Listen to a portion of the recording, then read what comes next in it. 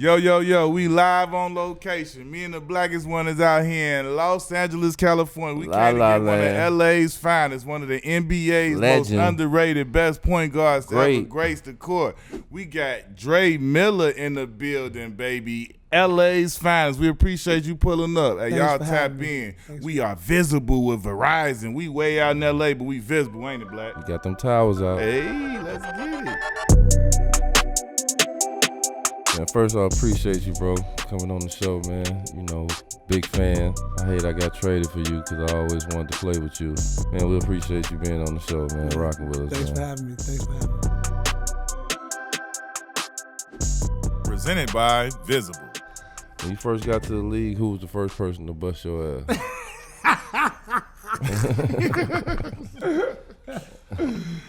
The first person to bust my ass was, Marbury.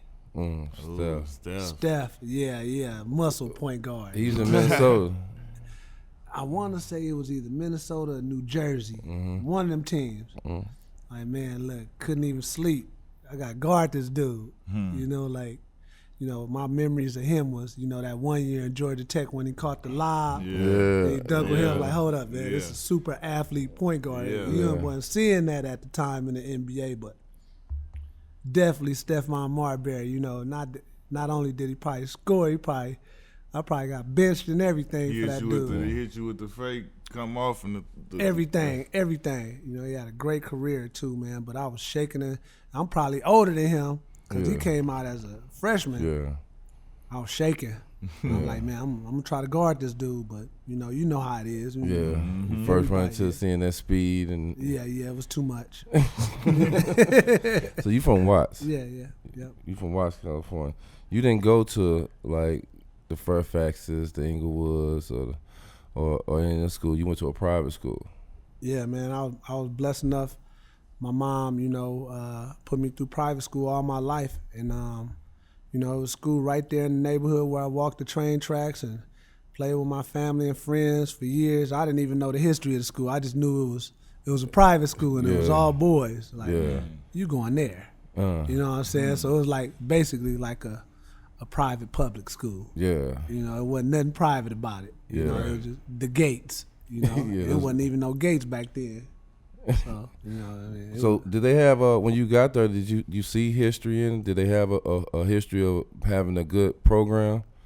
Yeah, man. It was a lot of history, man. It was a lot of tall guys around. A lot of big guys with muscles and stuff. And I still remember being at the park with my friends, and there was this guy who used to be in the gym all the time. At that time, he looked like a bum. Yeah. Like, hey, he want to teach you something. Shoot it like this, shoot it like that. Man, get off the court, man. You look strung out or something. Yeah. It was Raymond Lewis. Raymond Lewis, this is a guy that they, LA legend that they had on the version of like, a Michael Jordan of LA. Yeah.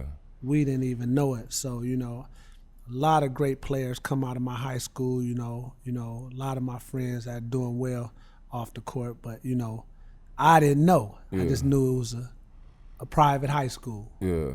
So it was a great experience for me though. So you didn't play AAU ball and all that stuff, so you didn't really like get the summer ball that everybody else got. So how was it like to test your like how good you was? Like, man, tell you the truth, man, I probably was like the same size for a long time. Chubby kid with beaver teeth, furry hair, you know. And, it was, I think back then it was something like Slam and Jam, travel ball or something like that. Yeah. I never got that access, man. It was a little bit of YMCA ball in Inglewood. And then everything else just kind of, was like the streets and park and recreation.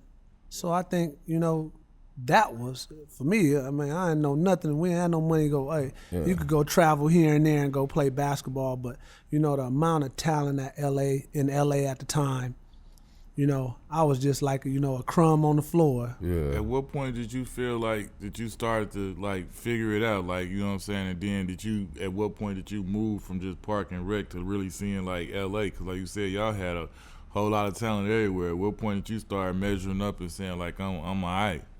Man, I never even thought about it, actually. You know what I'm saying? It was like damn near like survival. Like if you could make it through this 109th Street Park, Park and Recreation, it was like, if you made it out of there playing hoops, that was validation right there. So I didn't need travel ball or any type of structure on that type of level to say that I was ready. I was right there with my family and friends. Everybody played flag football, played basketball, Park and Recreation. If you can make it through that, you was validated. Yeah. And that's something that helped me along the way. Who molded your game? Because like you a floor general. Like you one of them guys that can control the whole game. You control pace. You know who supposed to get the ball, who don't supposed to get the ball. Like you know every position on the court. You know where everybody supposed to be at. Yeah. Like who kind of instilled that in you? Man, I would say the TV. Watching. Back then, the TV was my iPad. You know, today, the TV back then, like, let me turn on and watch Michael Jordan, Magic Johnson, Showtime Lakers. You know, I was a big fan, and everybody around me, family and friends, whoever. I mean, Saturdays and Sundays to be able to watch Magic Johnson and the Lakers back then, Jordan. You know, just the pregame music. You know, we not going outside. You go to church. Yeah. And you come home and watch a game and then go emulate everything that you saw on the TV. So the TV on NBC. Oh yeah. You know how it goes. So that was a big help as far as me. I watched everybody. Everybody games. Everybody. Michael Jordan, Magic Johnson, James Worthy. Mark Jackson. Anybody. Clyde Drexler, Terry Porter, John Stockton. Mm-hmm. You know what I'm saying? Like I was trying to take some from all of them. When did you get strategy in your head? Because I know at one point I was playing with. Only time I played with kids my age was in high school.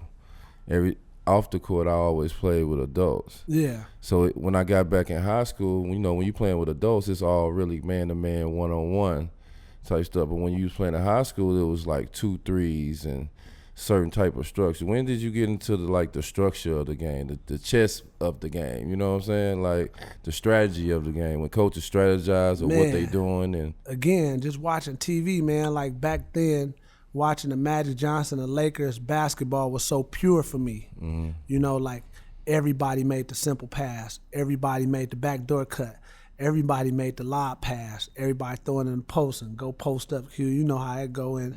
Mm-hmm. I just watched it all and was like a sponge. Mm. And then I think when it really was taken to the next level was when I got to college. Man, like I was trying to try some of the Allen Iverson moves, Nobody knew what Allen Iverson was at the time, but I was trying to go between my legs, stuff that I learned in the streets. So you get to college, like, hold up, buddy. Mm-hmm. You can't even dribble between your legs. This straight fundamentals here. So it was like, it was like I was at Princeton or something, learning from one of the best coaches that I probably had as far as my careers, comes in. At what point in high school did it come like, because we all get to that point, like whether you oblivious to it or not, at some point, the college scouts come in, you start getting letters, people start paying attention, your teammates, the newspapers. At what point did that happen for you in high school, like where the attention started to come and the notoriety of, from your game? Man, it didn't come. It didn't come. Man, I didn't get recruited in high school. I didn't get recruited at all, man, because I was a non-qualifier because I couldn't pass my test scores. Oh. So, I didn't get recruited by the UCLA, the USC, and then basically I got tricked into playing football my senior year. So, not tricked, but, pressure. Hey, we need a quarterback. You know what I'm saying? So at that time, everybody wanted to be like Charlie Ward. Let me be like Charlie Ward, Florida State. Let me be like Charlie Ward. I want to play football and basketball. So Utah, how I got recruited to Utah was the assistant coach was an alumni of the high school that I went to. Mm. That's how I was offered a scholarship. They saw me playing in like a little summer game out here in L.A. City College, Rockfish. It was called. I jumped on for maybe like a month out of the summer, and I was just hooping, and that's how I got my scholarship. But I didn't get recruited by any schools. That's crazy. You used to want to go to a HBCU. Oh yeah, they probably heard it. Yeah, man. Oh, so you man, I thought, big support for the black college, and Man, I had this conversation with a few of my friends, man. If I knew the things that I knew now, I would have went to a historically black college. But, you know, the free education came from, the University of Utah. And, you know, that's where I want to be in a fraternity. You know, I want to be a stepper. Yeah. You know, you know, Stump the yard. I want to stump the yard. You know, so, you know, I wanted to be in a fraternity, man, and, you know, just experience that, you know. And now I gotta go Salt Lake City, man. I'm out of my element. How was that for you being a kid from Watts, from LA, and you going to Salt Lake City? Now I'm tell you, look, my first year I had to sit out. You know, got in trouble a couple times. And the second year, man, that's when it, you know, like, it was day-to-day survival. Yeah. It was like being in a different hood that you ain't you ain't supposed to be here. Yeah. You know, but you know. It was the best experience ever because I got a chance to see what the other side, what goes on the other side of the fence. Yeah. And it's a bigger world out there. It's a bigger world than what I was seeing, man. I learned to ride horses. Yeah. I mean, I was skiing. I was doing everything, man. Come on, man. My partner's like, hey, man, you ain't from here, man. The homies see that, they be like, oh, hold on, man. Take your stripes, dog. Yeah, definitely, yeah. How was it to play? Like, you played with Keith Van Horn, Doliak, and like you played with some hoopers that, like, y'all. I can remember y'all making like a serious run. Like, how was it to, you know, the squads you played on, and did you expect to like you know what I'm saying, compete like that after not even being recruited? I played with some dogs. Yeah. That's when I learned. When I stepped on the campus and I met Keith Van Horn, who was a year older than me, Mike Doliak, Hano. You know, maybe me and maybe another brother on the team. It was like basketball ain't about color. Mm-hmm. It don't care. We don't care what color you are. Mm-hmm.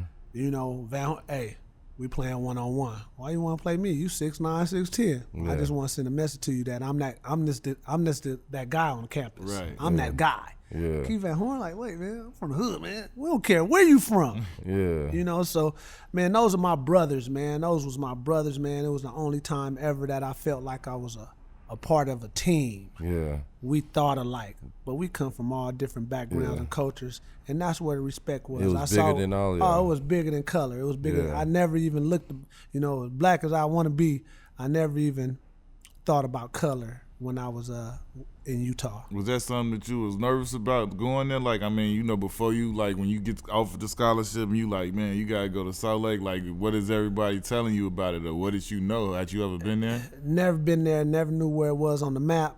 You just knew Utah Jazz. My mom put me on that plane with a little bag and a blanket. You know, you know, like one of them, what you call them, the peanuts, the one that was dirty. That was me with a blanket and a bag, man. And I went out there. I didn't even go to high school graduation. I was out there in the summer, and you know, this how crazy it was, man. When I stepped out there, man, and I got off that plane, I had nowhere to sleep. Mm-hmm. You see kids getting paid now. Look. Guess where I slept at? I slept in the closet, man. I made my bed in the closet. You was on some Harry Potter, bro? Straight up. I slept in the closet by the front door with Keith Van Horn. They had a big old house, 3 levels, all the rooms taken up. This your room, Dre. And what? By the front door, this closet? Man, me and my cover. Yeah. You know, I was straight peanut, straight blanket, you know, so yeah, it was crazy. It was real. Rick Majerus, you know, a lot of people he got an eye on him from the run that y'all made. A lot of people seen how good of a coach he was. How was it to play for Rick? What did you learn from him in that season that y'all had to be like where you took that on for the rest of your career? Man, Rick Majerus to me was like a genius of basketball. Mm-hmm. Like 4.5 hours a day, it was like school. Mm-hmm. It was like military school, basketball, everything rolled into one. And if you even look like you got a smirk on your face, you running. And he didn't discriminate nothing, man. I learned so, every day I learned something. I became a man. That's when he stepped in my mom's house. He say, your son ain't going nowhere. He say, I'm giving your son a scholarship, not because he's good, but I just want to help make a man out of you. Mm-hmm.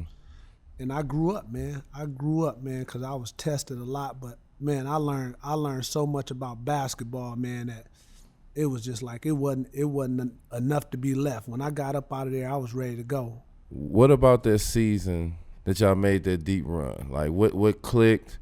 When y'all went into the tournament, when y'all went to the conference tournament, then y'all went into the tournament to make a run like that? Because nobody had Utah on their sheet. Like, you know, it was 12, 15 Mormons on the team. I didn't even know I was black at the time. You know what I'm saying? It was so much hoops going on, man. And like I say, it was the only time that I actually felt like I was on a team on that level.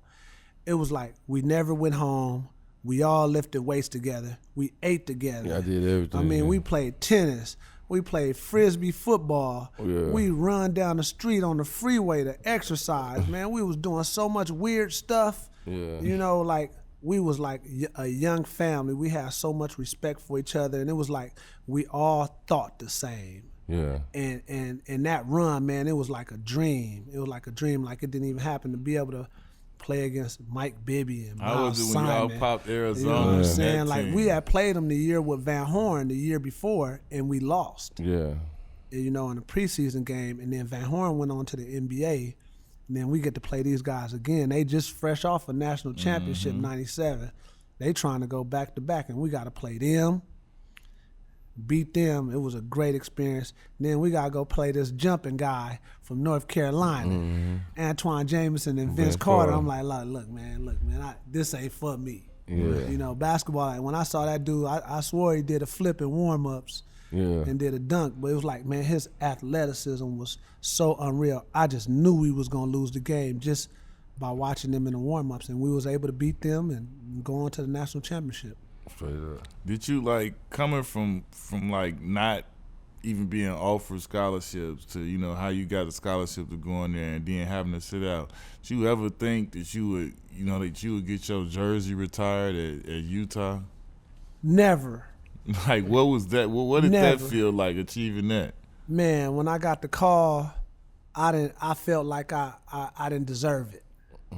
Number one, you know, I did get my degree, I did get an education, you know, but I didn't help the school win the national championship. I really had pride in the University of Utah. You know, they gave me an opportunity, and I didn't win. And they get this call like, "Hey, we're gonna put your name up there." You know, like in the Raptors. You know, that happened to legends. You know what I'm saying? Like seriously, Utah, me, and you know, it was a great experience, man. It was like senior day or something. You know, like all those people.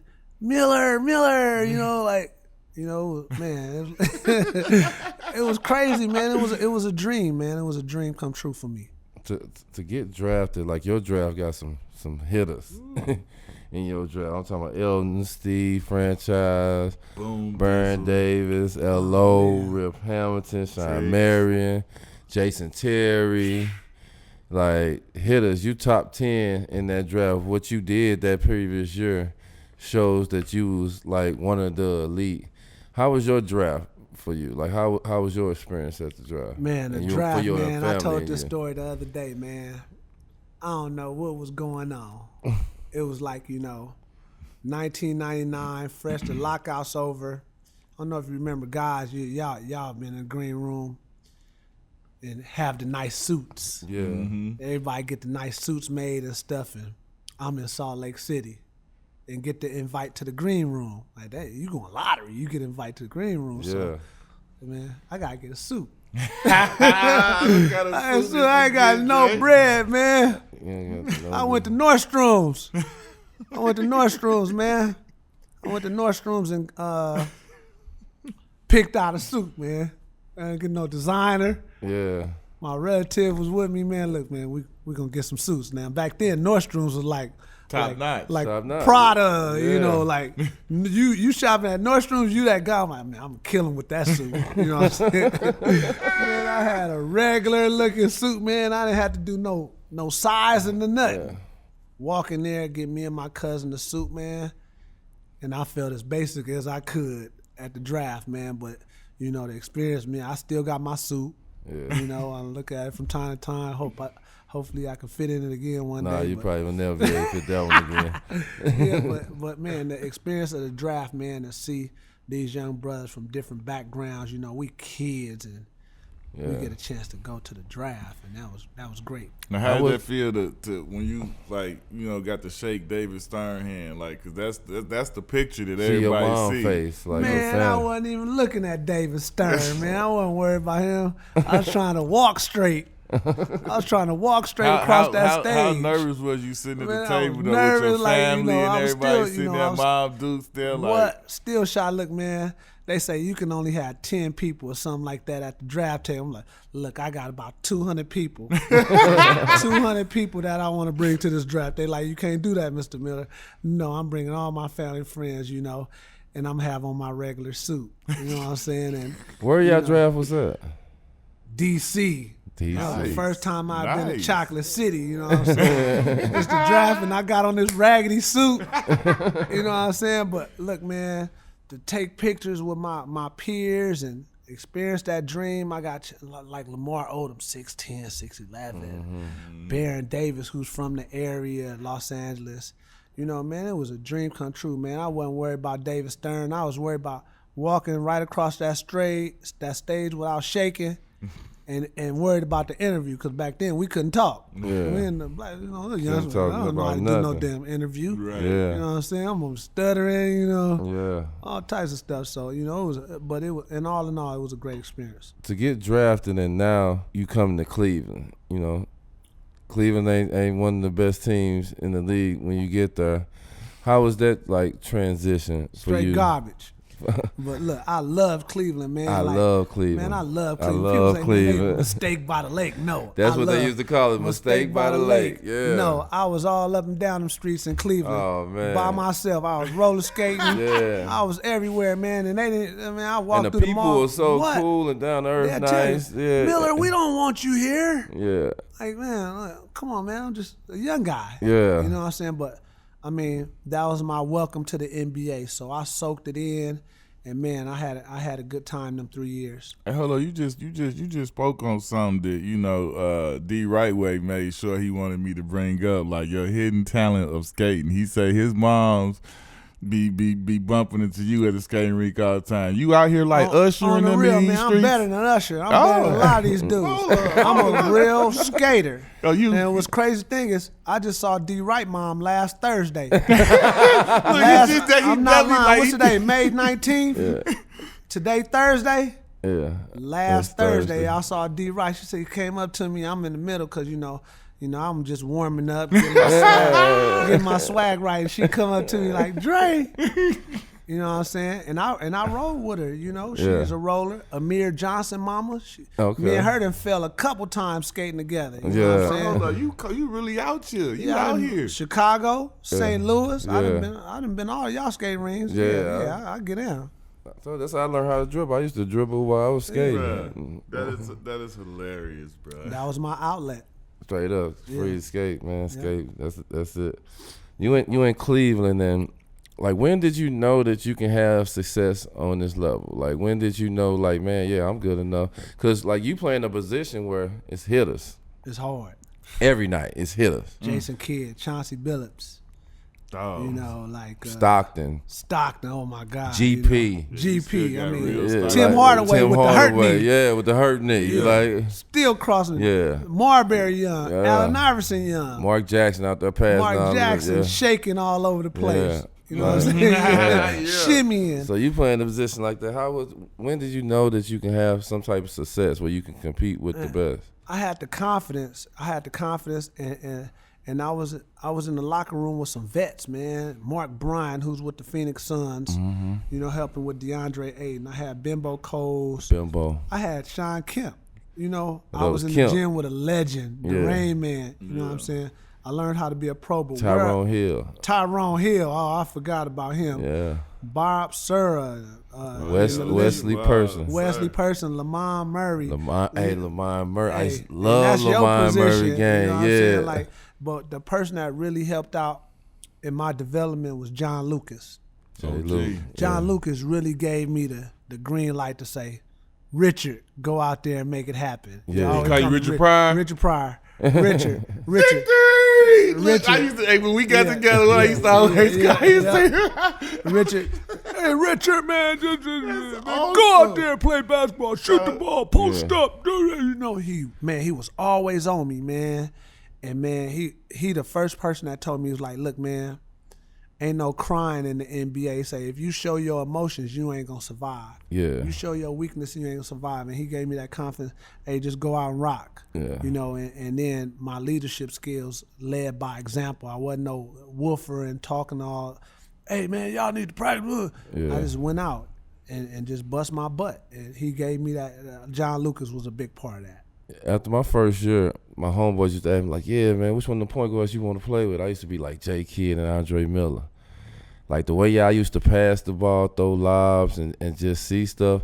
I'm a runner and a slasher, so I know I automatically work with y'all. It automatically like fits with y'all. Yeah. I hated that I got traded. It was crazy because the year before he got traded for you, you led the league in assists on the worst team. The worst team in the league. NBA. You led the league in assists. I was playing with some shooters, man. Wesley Person, Lamont Murray, Trajan Langdon, Danny Ferry.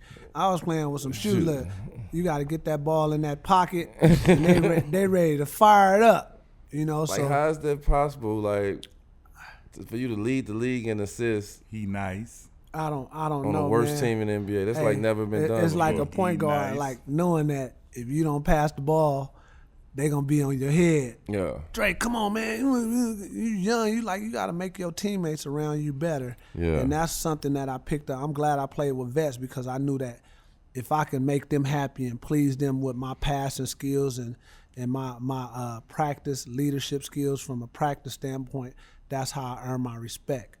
And that I was just dishing. As a point guard, when did you get past taking chances? Because, you know, like, you get some point guards. Like, I used to be on, my bad, Jared Jack. You know you my guy. Jared Jack. I love Jared Jack. I love his game, the way he play, but he was so safe. Yeah. He wouldn't throw that lob. He wouldn't throw like he wouldn't, you know, that assist to turnover ratio thing, get up in there, and he won't take the chances that a point guard like you will take. Like you and J. Kidd will throw that half court lob or that lob over when you see the big man then sealed off and just certain pass, you would take that chance, and a lot of point guards wouldn't because they were scared of either the coach or them getting put on the bench. When did you not care about the chance you was taking? You believed in you can get it there. I never cared. I never cared. It was that simple. I knew guys was good at what they did. Yeah. I knew I was good and solid at the way I passed, and I knew guys like Quinn and Darius, if I throw that ball, they went So you know what I'm saying? You was good at KYP. You knew your personnel. I knew my personnel. I know Darius Miles go like this, and we make that eye contact. It's going there, and I will risk me getting benched or whatever for your success. Yeah. I gotta help Darius Miles get that bag. Yeah. I'm gonna throw that to the rim. Yeah. You know what I'm saying? I want to see him, make ESPN. And guess what? I'm happy for my teammates, and that was my definition to myself as a point guard. I'm throwing it. I don't care what the coach gonna say. Yeah. He still gotta put me in because who else you gonna put in? Who else you gonna put in? You gonna put me? I'm gonna go back in. I'm gonna get my rest. But man, I took pride out of, hey man, let me get this guy the ball. And guess what? I don't mind getting rewarded last. Yeah. How was it from your perspective when you got traded for him to the Clips? I was sick. I'm gonna tell you why I was sick. I'm in Cleveland 3 years, trash team, not even the LeBron James colors. We was Cleveland Rocks, they were playing Cleveland whack Rocks, stuff in the. I'm like, what is this? Yeah. But it was a dream, and the management, they was like, we want you to go get this award to somebody. I think I'm the best player on the team. Where you want me to go? We want you to go to Akron, Ohio. You can play an award ceremony to a guy named LeBron James. I'm like, who the hell is that? So I go out to Akron, and I meet LeBron James. He's in high school. Hey, give him his Player of the Year award. Hey, look, man, go to college. Get an education. That's what you said. Take your time. That's what you said. I didn't know I was talking to LeBron James. Right. So, it's contract year. And they told me, basically, the organization told me, they was going to tank the season so they could get LeBron. So my agent was like, you know how the agent's going, Andre, you might as well ask for a trade. Right. It's your And contract. I asked for a contract. They ain't gonna pay me money. Let me ask for a contract. I mean, a trade, and bam, I get traded home. For Darius Miles. Yeah. That year before, y'all Knuckles to So the head. we get the real Man. story. This is why you got traded, because your agent said My agent. they tanking. It's contract year. You need to get up out of here. John Lucas told me, Richard, man, you might as well just ask for a they trade. tried to trade Lamar, and Cleveland wouldn't take Lamar because he just got in trouble. So I was the only one left, and they was like, "Well, yeah, we want him. Only way we'll do it if we want him." Wow, I didn't and they know traded that. me for you. Like I didn't know nothing That's why about they traded me business. from the point guard that I want to play with. Listen, this is for real breaking news. We've never known this story. Like this is. I was in Vancouver when I found out doing the movie. We could have won a championship with LeBron James. Like I really told LeBron James to go to college and get an education. I mean, you a 4-year college dude, though. I can understand it. You telling you. Now you being politically correct. I did the right thing. Yeah, you did the right thing. Okay, cool. You didn't. I mean, he didn't listen, so it all worked out. He already was probably worth Isaac 2,000 Isaac million. Bruce called my house, my grandmother's house. They just went to the NFC championship. So he the man in St. Louis. He called my house and he was like, "Yeah, I went to junior college and then I went to college and it's okay. Like you can go to college." I'm like, "Bro, they telling me I'm lottery. Like you telling me to go to college? They telling me I'm lottery." You know what I told him? But I listened to him and respected what he said to me, and I was like, "All right, cool, I appreciate it." I was his host when he came to depart for a Oh, visit. wow. Man, listen. As soon as he got there, I already knew it was going to say, bro, you Yeah, top just 5 taking in a the free trip. pre-draft mock draft. I say, I took a listen. free trip. He took all the money. He spent all the money. He didn't take me nowhere, man. That's what I did. He took me to White Castle, give me a burger, and he dropped me out. He went kicking, did all that, man. Hey, man, you know they don't give you nothing but like $85 for a little trip. You know, we Exactly. go ahead and charge that to the game, big fella. Mm-hmm. Hey, listen, do you remember this though? After you got traded, preseason come, like, you remember me, you, and Elton had to go out to that big boy mansion way out here somewhere and do a photo shoot. We did a photo shoot for ESPN. I seen that. I'm I out seen there it. shining on them with the baby powder blue and I all remember white. that. I remember that. Look, they had a whole table full of jewelry when we got there. I thought I was sexy at that time. You couldn't tell me nothing. We had a mansion. They like stand like this. Yeah, we stand like Drake standing up It's like some this. real I'm Hugh sitting on the Hefner type diving stuff. board. It was fly. I'm sitting on the diving board. I still got the magazine, fresh magazine at the crib. That's my favorite one. I got it. Man, I ain't lying about big as that window over there. Got it put up like, look, that's big shining. one. We California living like, boy, we out there. They like, it's on the ESPN. You see the pool, and it's the big old white crib. The I crib thought I was That's when crazy. I thought I Remember? was a celebrity. I was born, but I know I was a celebrity. You couldn't tell me. Hey, nothing. look, when we pulled ESPN, up, front page. Look, we pulled up on it was an estate. Like you pulled up on the. We had to pull through the guy. Say what? I say what's going on up here? I'm like, ooh. I want a house like that. Hey, That's boy, what I I'm want. talking I want all a house white like that. everything, boy, like the White House, but doper. Boy, I was like, ooh, this killing them. Then they had to tell you, I had about 12 different chains on, bracelets, and they had everything, boy. You would have thought we was the Lakers. You would have thought we was really Kobe and Shaq or something. Couldn't You tell know, us nothing. And we getting the cover. This front a cover page of shoot? ESPN magazine. Several pictures on the interior as well. This is a whole deal. How excited was your mom and like your family members of you playing in LA and being able to play for the Clippers? Man, Or they was Lakers fan and they was like, man, y'all. LA was the worst thing that happened to me. Man. That's home, man. But my mom, man, you know, she like the ward, man. She the mom and dad, man. She put me on the transit on the bus at 6 years old, man. My mom, she was a protector. She was a protector, but then at some point she just let me go with respect. And, you know, I got a lot of butt whoopings, but man, like when I came to play in LA, she was probably like head of security, like, you know, hey, everybody, you know, get lost. Get lost, yeah. You know what I'm saying? So, Let them you know, it focus. was a great experience, you know what I'm saying, you know, to be home and friends coming around and, you know, the tickets, man, you know, the tickets. no. Y'all know how that go. You know, people don't really understand that. You got auntie, uncle, family members, friends. Hey, Dre, man, we need 30 tickets, man. 30? Oh, I 30. said 30. That's on the low end. That's on the low end. Yeah. But, you know, a great experience. I wouldn't change it. when you sign for that big money, it's contract time. Denver Nuggets. When you sign for all that money, like, could you believe like it wasn't real? It wasn't real. It still ain't real.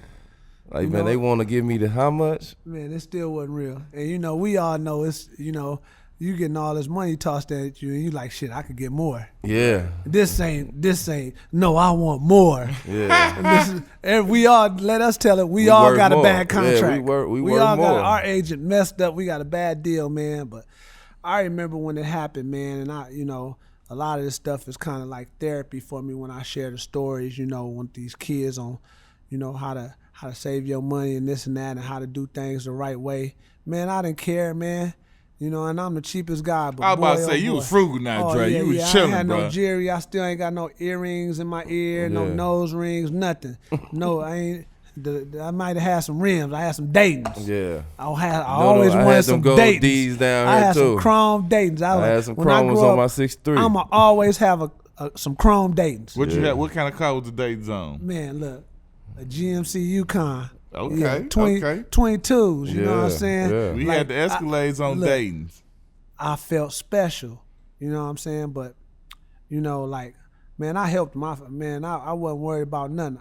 Everybody gonna eat. Whatever I can do, we all gonna eat to my detriment. Yeah. You know what I'm saying? I didn't care, man, because you only get this life once. Yeah. So I enjoyed it. And I don't look back and say, oh, I shouldn't have did that. No, I enjoyed it, man, even on a cheapskate tip. I was a cheapskate. Everybody, Dre, man, you can do this, you can do. Okay, I do a little. Man, I needed a 2 or 3 year break. Chilling, bro. Dre used to be chilling. During the season, I'm going to wear the same sweatsuit for the whole season. Yeah. That's how that's how you save your money. Hey. Mm-hmm. Hey, let me ask you this, though. When did you start? Because, you was one of the only people that I can never remember, in the pros.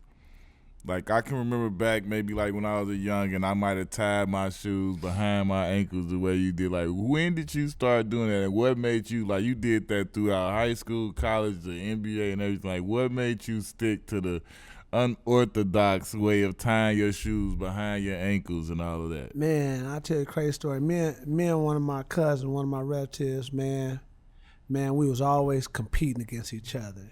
Cousin Reggie, you know what I'm saying?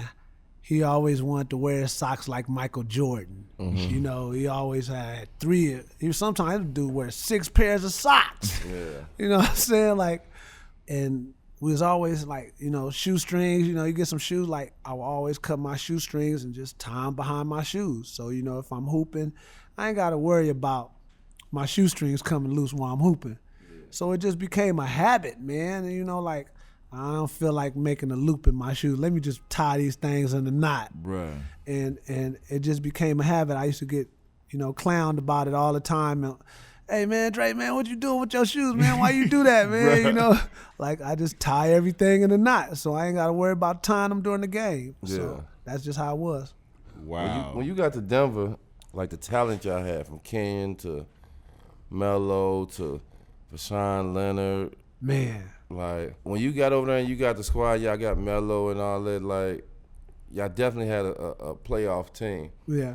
How far did you, this was the first time you really had a team like this? Yeah, Carmelo was the LeBron for me. LeBron got drafted. I was looking for the next superstar. I'm free agent. Quinn, that year we was in Clippers. Everybody was restricted free agents. Yeah. And we had a squad. We didn't even make the playoffs. Yeah. And man, where can I go? Where can I go? And man, I know they ain't gonna pay me. They got EB, they got Lamar, Corey. I gotta find somewhere to go. And I see, Carmelo, Denver Nuggets, let me go sign it. That was the closest thing that I felt like, a celebrity, I'm traveling with Carmelo Anthony. He a rock star. He just won a national championship. Yeah. Then you bring Kenyon over, you bring JR over. I'm bringing, they got real basketball players that win, that care about the sport. And man, I enjoyed my experience there, man. The playoffs, the first time making the playoffs, because Denver had a bad reputation with the losing. Mm-hmm. You bring a youngster in and we go to the playoffs right away. Yeah. First year, so it was a great experience. Did you think Mello deserved Rookie of the Year? Did he win Rookie of the Year? I don't know. LeBron won. LeBron? I don't know. I wasn't paying attention, man. He was cherry picking, and Marcus Camby was rebounding. I was throwing down. Let's get buckets. Carmelo wasn't worried about no rookie of the year. He was a baller. He just wanted to be the best, and that's the respect level that I have for him. Like, man, we had a no water drinking rule in practice. Yeah. We hooped that much. Like, hey, we can't take water breaks. Yeah. We hooping. He was that kind of a ball player. Yeah, I seen y'all was kind of like a tight-knit group when y'all was playing together. Definitely. Do you remember when we was this when I first knew? Like, I said, wait a minute, okay, now it match up Dre from Watts, and the one time, I don't know if it was the one time, I can't remember who we was playing. It might have been the Warriors. I can't remember if it was home or away, but you got hit in the mouth. And they said, so like, you got a tech in the game, and then, they got you out of the game, and you wouldn't sit down. You was standing up on the sideline like, no. And then, like, we came to halftime, bro. Like Dre just said it earlier. He wasn't no wolf or no talking, no none of that.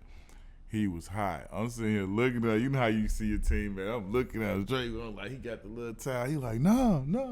You get in the locker room, he like, hey, on everything. If they come to that hole, I better see their asses hitting the floor like we is. He's like, every time I go in there, they knocking me down and shit. He like, we better do the same damn thing. I was like, okay, Dre. I said, he like, fuck that shit. I said, ooh. I said, Dre hot. Getting toe up. Do you remember that, bro? I don't, bro. It was a few episodes where, went ham. That NBA stuff was real, man. People think that stuff is real. I don't even remember playing in the NBA, but it was real. It was a dream. It really was a dream to play against that type of talent and that physicality, man. It didn't happen. It didn't happen. When they say you finna get traded for Allen Iverson, could you believe, like, you finna get traded for, like, Philly finna trade Allen Iverson and they finna trade him for you? Finna? I wasn't finna get traded. I didn't know what was going on. Yeah. I was actually at practice when I got traded, man. Allen Iverson was on his way already to Denver, Colorado. Damn. I went to practice while he was saying practice. And then they trade him. And I'm at practice in Denver. And I still remember, going to my locker after practice and my phone rang. My mom like, you got traded, right? What? Oh, your mom told you first. My mom called me. Yeah, you got traded. Got traded to the 76. What? What I get traded for? And I was hot. Yeah. I was hot because I felt like we had a good thing. It was 3 years in a row of playoffs. Yeah. And then, I understand. I was mad, but I'm like, hold up. I got traded for a legend. Yeah. I get traded for no Gatorade or a sandwich or nothing. I got traded for Allen Iverson. Yeah. So I was mad at first, and I was also mad because at that time Philly was one of the worst teams in the league. Yeah. So, that's when business of basketball really hit me. Yeah. How does talk about that from the business of basketball standpoint. Like, how does that feel for you to be in the damn facility and you find out that you like, why y'all even got me up in here? Like, you know what I'm saying? Like, it was embarrassing. Right. It was embarrassing. Everybody know except me. Come on, guys. Passing the ball. And then you traded the whole time. That's but no, y'all know, and ain't nobody saying nothing until you get to the locker room. You look at your phone, and boy, that was 2000, into 2006, man. But it was a blessing, man. It was, hey, somebody wanted me. That's how I had to look at it. I think you was a blessing for Andre Iguodala. I feel like you helped him get his niche in Philly. Like, you was definitely a good key for him. Man, for real. Like I went from Carmelo Anthony and Kenyon Martin and J.R. Smith, all these, it don't matter what level you was or how people thought, all those guys was legends to me. Yeah. Then I go to a younger team with young legends, Andre Iguodala, Lewis Williams, Thaddeus Young, Willie Green, who coaching for the New Orleans.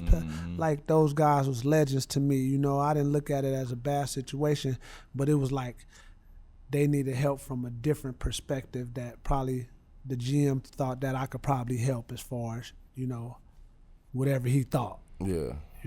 Tell me this, where did you develop, like, always, whenever I see anybody Like, you know how you see somebody driving and they hit the behind the leg. I call that the Dre Miller / D Wade. Yes, That's literally, it don't matter who I'm white. Like, I've been calling that forever. Like, where did you, because it was dominant when the way you used it and the way D Wade used it. We just seen people go sliding because y'all was big bodyguards. So y'all, like, where did you develop that move at? And when did you just start It was using reaction, man. Like, everything y'all know is reaction in the NBA to a trap or a hard show, you know, and again, you know, just watching, you know, back then, killer crossover. Like, crazy thing, I couldn't even do a killer crossover. Yeah. You know what I'm saying? It was just too slow. Yeah. You know what I'm saying? And my thing was, you know, I felt like the behind the back leg was a little bit more quicker for me. Get past quicker, yeah. Or splitting the pick and roll that way than it was trying to actually cross somebody up and get past them. Mm-hmm. It was easier for me to do that, and it just kind of became a habit. Again, that's just from, you know, the friends that I grew up with, the competing. Like, he was always trying to figure out a move to get past somebody, and you know, it just kind of fell into it. You know, y'all tall guys, man, I got to get low. I got to get past y'all, and sometimes them crossovers don't work, so I got to figure out, you know, a go-to move and a counter, and that's something that just kind of fell into it. Start, bench, trade. You got to trade one. You got to start one. You got to bench one. Dame Lillard, Kyrie Irving, Steph Curry. I'm bitching Kyrie. You trading Dame? No, I ain't trading Dame. You ain't trading? You trading Steph? No, I ain't trading him either. So you said bench one. Trade one. Start, bench, trade. I'm trading Steph. You trading Steph? Because then he could go to his trade and be the superstar over there. Okay. And then I'm starting Dame. Oh, you gonna start Dame? I'm gonna start Dame because then Steph can go somewhere else and be his thing, do his thing, and then finish over there because you know he clutched to me. So Dame got the team. Trade Steph. Who older actually? I don't know. Steph might be older. Dame, right? Steph might be older. Steph but is older than Dame? they might be like a couple years apart. But Yeah. you can't hit or miss. You know, I'm benching Kyrie, and I'm keeping Dame and trading Steph. Either or. Magic, Isaiah, Jason Kidd. Showtime. You starting Magic? Magic Johnson. Okay. Showtime. Who you benching? Who was the other one? You say J. Isaiah Kidd. and J. Kidd. I'm with the big guards. So J. Kidd. I'm sitting J. Kidd. Big No. guard. I'm sitting Isaiah. And you trading J. Kidd. I'm trading J. Kidd so he can go Oh. be his leader on another team. Hey, tell me this, like, during your time, like, who would you say is a point guard that you was like, when you had to play against him, you like, fuck, here I go against this mug tonight. Like, who was that dude, like, whether it was he gave you hard time defensively or whether you had a hard time guarding him? Because, you know, some people, like, for me, like, Tayshaun Prince was a nuisance. I couldn't. Yeah. It was hard for me to score on him because his length and his height and all of that. But, like, D. Miles. Yeah, D-Miles. that was sweet. But like whether it was like he gave you a problem defensively or whether like, you know, he was hard for you to guard, whichever way. Who was that guard for you? It wasn't the stars. Like you say, you know, it wasn't the stars because we knew we had to be up. Right. We're going to be up for everybody anyway. But a guy that always gave me issues, like, man, like, he's a legend, Chauncey Billups. Big Like, shot. He was the same size. Strong. He was strong. He could shoot that thing. He could defend. And he was super smart. And he got some dogs hooping with him. Right. Yeah. And he got some dogs, man, I got to guard this guy. You know what I'm saying? That And is he was so consistent. He was so consistent to me. Like, he gave, like, it wasn't no Allen Iverson. Allen Iverson just bust your ass. Excuse my language. He just, okay, I'm going to guard him. You know, after a while, he's still going to have 38, 40 points. No matter That's what an you do. expectation that, you know, just not let him get 45, Don't 50. let him hit the last shot. Now, if he hit 36, anywhere from 34 to 40, okay, I can live with. Yeah. You know, but Chauncey Billups, you know, he just going to slowly rock you and make you look bad if you ain't on your stuff. So he was a tough guard for me. Do you take pride in, like, you barely miss games? Like 82 games, like you played a lot of games and you barely missed games. And you played 17 years. Do you take pride in, like, man, I got up every day and went to that gym and put in the work to, like, earn everything that I got? Definitely. My thing was, you know, my personality was not to let my teammates down, to always be available. Like if one thing, whoever hurt, everybody's hurt. Well, we know Dre gonna be there. Dre gonna hoop. Right. Dre gonna get us some assists. He gonna help us get some points. We gonna lose, but somebody gonna make ESPN. Yeah. You know what I'm saying? Something's gonna happen. But I just took pride in being on the court. I'm like, I'm living a dream, and I'm gonna get the most out of it. I'm gonna get the most out of it. I'm not taking no breaks because y'all know it go by like that. So my thing, and I didn't even have to tell myself that, like, man, I got to get up and go to practice today. No, I'm getting up. It's just something that was, automatic for me. You the only player with 16,000 points, 8,000 assists, 1,500 steals that didn't make an All-Star game. I know you somebody who really don't care about that, but do you feel at any point like you should have made a All-Star game? Like you led the league in assists. Man, I feel like I played in probably the number one or the number two best generation in NBA. I mean, that's just how I felt. So me making the All-Star team, I didn't care. Right. Afterwards, after basketball, man, I should have made like 3-4 All-Star teams. Man, I should have got 60, 70, 80 million. Right. It's nothing that you can control. It's nothing that you can control. So for me, man, you got a chance to play against Michael Jordan. I don't know if you remember Michael Jordan. Yeah. That's the first person that I felt that could fly. Yeah. I saw Michael Jordan fly.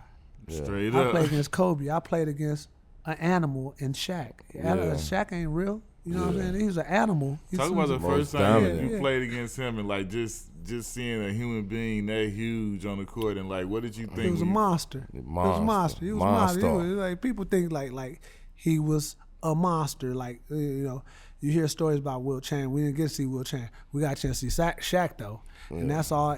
He wasn't normal. So it was like the NBA was a whole bunch of guys that was heroes and characters, like cartoon characters or something that had special powers to me. Mm-hmm. So I wasn't worried about making no All-Star team. I got a chance to hoop against the best, the greats of the game. How was it when you first met Michael Jordan? My first time meeting Michael Jordan, man, I tell people this story, man. When Michael Jordan was gonna come back and we was all at UCLA, I don't know if you remember, we all at UCLA, and I don't know how everybody got text messages. Phones really became real. Phones was really everybody. Hey, come to Santa Barbara. I don't know if y'all remember. We go out to Santa Barbara. And I don't know if y'all remember. Maybe I made this up in my head. And Jordan come in and looked like he had been swimming. He was sweating. I don't know if you remember. Like, hold up, that's Michael Jordan. And the first thing that came out of his mouth was, I don't know if y'all remember. I don't know. Maybe I'm making this up. He said, "Give me Dre Miller and whoever else." That's because Mike. That's what Mike always did. He was smart about taking the point guard. Me? I get to play. Yeah, you. And then the crazy thing was when we was in Cleveland. That's when he came to play in Cleveland, and it was like he thought the president was coming to the city, like he's on a tour. And we was at shoot around, and he walked on the court. And at that time, he was like, no family or friends in the arena to come to shoot around. I brought a couple of my partners, and they hiding in the stands. So I stay after, and I'm shooting, and whoo, a basketball hit me in the head. Michael Jordan came on the court when we were supposed to be off, and he hit me in the head with a basketball. Get off the court, young fella. And I'm like, look, man, I got two buddies that's hiding up there in the stands. They want to meet you. And he talked to him, man, and that was man, Michael Jordan ain't real to me. You know what I'm saying? He's not real. He wasn't real to me. You know what I'm saying? So I love that year with him. Real. Just me and Q talk about it all the time too, man. Like every time we was playing them, we make sure we was standing by him so people can take the picture and get us straight up next to him and all that stuff. Like them whole 2 years that he played, like it was like, man, so he played Mike, you gotta stand next to him. I don't care I don't care if we standing still, just to change. I was trying to smell him. Hey man, like what was he? Look, man, that dude had black skin. He was bald headed. He was beautiful. Yeah. He was He glowed. He was glow. He walked in like a glowing. glow. Like, man, he wasn't real. He was a character. He was a cartoon character that flew. Yeah, that glow like Bruce Leroy. Yep, Bruce Leroy for real, bald headed. This is what I like to ask. When you got that bad, like, I know you took care of Mom Dukes and you was self-proclaimed cheapskate. At what point, if ever, did you step out? Like, when did Dre do something with the bag? Do something that you look back on like, man, I was tripping. I was wilding right there, but you enjoyed it. Man, I get a contract, and real talk, like I probably went to the bank. I still remember this. I had a party in Sacramento, house party. Got a new house. Invite family and friends up. This 2002, and I actually went to the bank and got out $300,000. Ooh, okay. I'm impressed already. It's the truth. You know, this is my therapy. And cash. This is my therapy. Cash. Cash. And look, boy, when I say family, my great-grandparents had 18, 20 kids. When I tell you, everybody showed up at their house, and I passed out all that bread. That's when I knew I was tripping. Oh, wait, so I gave it all away. I gave it all away. To everybody. Everybody, look, people, I came back Caprice on 20s, you know, all kinds of whips. Everybody got diamond earrings in their ear. And I only went to sleep for like 2 hours. I only took a nap for 2 hours. That money was gone. They was gone. I handed out, look, envelopes with names on them. Yeah.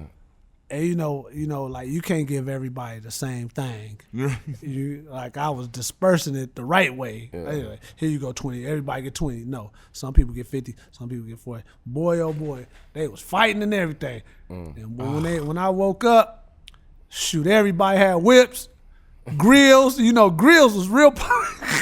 The people have some grills, man. My cousins have some grills, man. Like they couldn't even close their mouth. Yeah. They couldn't even close their mouth, man. I'm like, man, you got the wrong size, man. You got the wrong size of grill. Bro, you a good brother, man. You went and got 300,000 cash and then had a big house party and house party. Look, and just passed when they out left, and look, my pool was black. When they left my party, man, I had to get a whole new pool. My pool was black, and I gave away $300,000 in cash. Wow. Yeah, guess what I was driving? What? Montero Sport. Mitsubishi. A Mitsubishi. Everybody rolling whips, and I'm driving the Mitsubishi Montero. I definitely remember about you. I didn't remember exactly what car. I remember you not caring about cars and whips stuff. Man, I didn't know, man. Actually, Darius, yo, like when we went to Portland, I'm like, hold up. When you get to Portland, it's nothing but whips in the parking lot. Oh yeah, I remember that walk down. Look, that walk, I'm like, hold up. This team right here, they team got the best whips in the league. Miami and Portland. I'm like, hold up. What the hell is that? Yeah, they all got whips. Oh, and you see some big monster tires. That's D Miles. This look like a Tonka car toy. Please talk about it. First of all, let me look. It wasn't real. This my oldest son. I say it all the time on the show. Look. Man, Ghetto was all outside. He didn't have no real Ghetto car. Was they come. He had a toy. Man, that man had a car. Had a car. You could correct me when I get through and say the model. This man was sitting on 30s. I didn't even know it was possible. On a car, not a truck, a car. Probably a Rolls Royce or something. I'm like, hold on, man. Rolls. He had the Rolls Royce on what? 26s. Like 10 colors on it. It was a chameleon. The man had airbrush. The man had money on the hood. When you get to Portland, you didn't even want to play in the game. You like, man, they got. Bro, you picked me up. This thing looked like a spaceship. I'm 6'6", and I had to like. You had to get an extension ladder to get in. Bro, I had to labor to climb up into this joint. 30s. I'm athletic. You had something, man. We looked forward to going to Portland because we like, look, they got whips. He couldn't even drive the speed limit because it was the tire. That man driving in slow motion. It was a just spaceship. To look cold. I said, car. Bro, you gonna drive in super slow motion? He like, boy, you see them 30s? You don't see them. I see us going 5 miles an hour, boy. I didn't even know it was possible. Hey, listen. The man, hey, listen, you not lying though. Zebo was up in there with the Big Money Green family. They was killing them. Y'all had big boy toys back then. They was the y'all team. one of them featured teams. They was featured car Shout whips. out to Paul Allen, rest in peace. Oh yeah, he was definitely man. cool. Yeah, I You know got what you. I'm saying? They was big boy stunting out there. Hey, Dre, I'm impressed by that story you just told. I did not expect that. Yeah. 300,000 cash, and then you just handed it out. And the best part, he said he went to sleep for 2 hours. He came back, chains, whips, necklaces, grills, But and it everything. didn't take them that long to get what they needed. They did that thing ASAP right. Everybody was living at that time. They pre-ordered. They already knew what they was I getting. had to get a whole new pool, man. Did they know that you was going to give out money? Or They didn't even know. How I'm gonna get? I'm born. Hey, I'm having a party, giving out money. How you felt Man, after that? they though? drive 6-7 hours from LA to Sacramento. Boy, I had probably about 100 people in my house. How that felt that you did that though? You felt like you took care of the you fam, feel good? didn't you? Nah, it wasn't over. That was just the So beginning. you gotta deal with moms. Oh. Well, we know. What the mine. hell were you What was thinking wrong of? with Well, now where mine at? As she get on that. She get the big portion. She straight. That's mine dukes. Yep. So but hey, I wouldn't change that at all. It was fun. You play for a lot of teams. If you can put 4 other players to play with you from all your teammates that you done had in the NBA, who would be them 4 other players? Man, You the professor. Bradley Beal. Whoa. People Like forget Bradley you had that Beal. time in At Washington. the two. I was Brad. old at that time. Bradley Beal, Tim Duncan, because I called San Antonio. I didn't want to play for that team, but Right. it was the end of the road, so I had to go see You gotta do what you gotta do. let's see it pop. I take Iguodala. I take Iguodala. I You gotta what- you take what- Sean Kemp. I gotta take Sean Kemp, Kemp. Duncan, Right. Iggy. Man, coming. I gotta take the Rain Man and Carmelo Anthony. Yeah. That's my start. Me, who did I say? my Bradley shooting guard? Beal, Bradley Carmelo, Beal, Carmelo Tim, Anthony, Tim, And Kemp. and Kemp. Okay. Iggy That's the my sixth team. man. That's I my see and it. Iggy the 6th man. Word up. That's my team. That's dope. That's Damn, a dope. that was off the head too. That's a dope Straight lineup. Where did you get the nickname the Professor? When did that come about? I have no idea. Probably some geek, some geek in the stands. Professor, it didn't come to like 2014 or 15. But hey, when you get a nickname and it wasn't even popular, it's pretty cool. Yeah, Yeah. definitely. Q Yeah. Rich, D Miles. Yeah, definitely. Like when you get a nickname, LeBron only the king. Yeah. You get a nickname. You Oh yeah, made no, it we a live for little that. Hey, Yeah. I'm just glad to know Coach Lucas was calling you Richard Pryor too. You remember me calling you Richard Pryor, Yeah, right? yeah, I used to mess with him all the They time. called me Richard Pryor and the Clippers and 3,000. 3,000. 3,000. 3,000. Yeah, they always call me Let 3,000. me ask you, how does it feel to live off the grid? You don't have no social media. You don't have none of that. I remember when I lived off the grid, and it was just a good peace of mind. But now I dib and dabble a little bit since I'm doing my podcast. He an industry dude. No, But now, industry now, how does it feel to live off the grid? industry D. Man, I'm a family guy. I value friendships and relationships before the basketball. Yeah. Real. My peers, we played against each other. I wish health and safety to all my peers that grew up in that NBA basketball world, college and NBA. But man, like my family and friends and my upbringing and the grind was my safety net, my motivation. So there's no need for me to go out and publicize if I gave out some book bags to some kids or some tennis shoes. Like I value the old part of me because that played a part in my upbringing and my success. So I stay off the grid, number one, not to get in trouble. I don't know who I'm gonna get in trouble by. Herm Edwards, But- don't press in. You know what I'm saying? But I'm not pressed. I'm itching a little bit, like, hey man, like why not? That's where it's going. So you gotta figure out a way. But I'm not itching, man. I enjoy my life, whenever I get to talk to the youngsters or hang with my friends, I take advantage of it. I'm a full out family person like that. Like you are a lot of guys like favorite point guard or one of their favorite players. How is it to like us? Like And, you know, other guys to just be like, man, you know, I always wanted to play with you, and, man, I always respect your game, to see where you came from, to see it now. Because now, like, even for us, like, for guys to be like, man, I rocked with you back in the day as we older now. And when I seen you at Iverson thing, I was telling you, like, man, you just don't know. I ain't never told you this, but, like, I always wanted to play with you. Yeah, like, and it's vice versa, man. Like, you guys and the guys I played against was like heroes and legends. Yeah. You know, like, I gotta make y'all happy. You know what I'm saying? I gotta impress y'all, even if it's boring. Yeah. You know what I'm saying? I ain't gotta be flashy. I say, you know what? I want D Miles and Q Rich. I want them to say, yeah, I want to play with Dre. He gonna give me the ball. Yeah. That's my satisfaction. Like, hey, I gotta make them proud. Yeah. I make that's what to me the NBA family is about. You know, individual. Hey, you know what? There's just different levels to this. Yeah. Mm-hmm. We got the mega stars. Yeah. And we know who they are. They make with the league that there is. You know, the Shaqs, the Kobes, the LeBrons, KG. The AIs, the KG. They bring personality to it. Yeah. Where guys like us, we bring that grind and the hard work. Like, we're human. We're human. People see us as superstars, but we actually know that we're human. Yeah. We know the guys. Yeah. So, you know, that was my satisfaction as far as, you know, everybody was a hero and a superhero to me. So, you know, I wasn't missing no time. You know, if I'll play with anybody. Yeah, you know, even if it's the manager guys. Yeah. You know, the video coordinators. Look how much stuff they had to deal with. Yeah. You know, so now they got coaches out here. Shout out there's more coaches. There's more coaches than players now. Shout out to Spo, from the video room to the head coach, man. Straight up.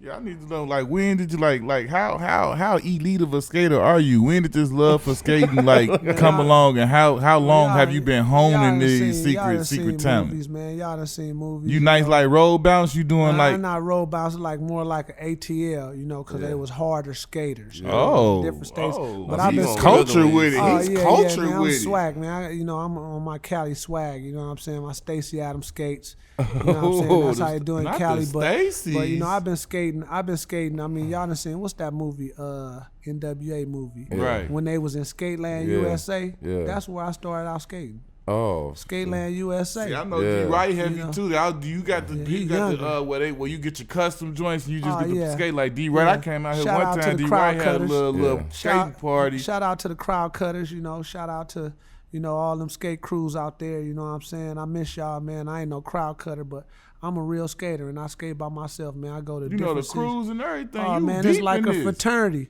I'm just by myself, you know. I like to be in my own little world. It's a lot of guys in the NBA that skate. I heard Rashid skate. I heard Rondo skate. It's a lot of moms that skate, you know. It's a coach. Dwight Howard, I think he got a sister. She roll. Mm-hmm. You know what I'm saying? Like, it's some real. But like, I'm better than all of them. You don't skate. You grew up learning how to skate. Boy, you'll break your fibula. You try and skate right now. I just went and skated like 3 weeks ago. Yeah, he is not telling the truth, ladies and gentlemen. And if he did, he didn't do it long, and he didn't do it well. I just don't be letting you know. Because you be hating. You be on the tape and all that stuff. On the low, St. Louis Mike got the best skaters. Thank you.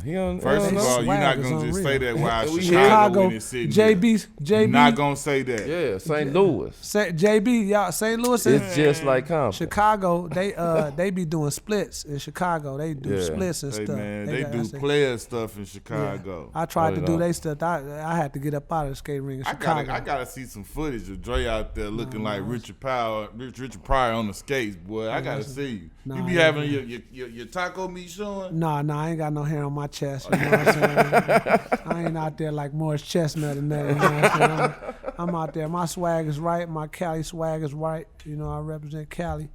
I love to skate. That's my activity. That's, you know. Hey, man, look, see? Y'all be finding out secret little web gems out here on Knuckleheads, man. I wanted to ask you, too, like you and, like, a lot of people don't say, like, you, Burn, Paul Pierce, you know, like the Ray Youngs, Jelani McCoys, like, all these guys, these Cali guys, to see when it was only a few of y'all coming out, to now you see the Paul George, the Westbrooks, the Kawhi Leonards, the Darrell Wrights, like all these guys that's coming through, DeMar DeRozans, Like, how is it to, just to see, like, when it was just a few of y'all to now it's many of y'all, and not only is it many of y'all some of the top guys in this league that came from California, and you was part of that culture coming up, guys seeing y'all play. It was beautiful, man. It was beautiful.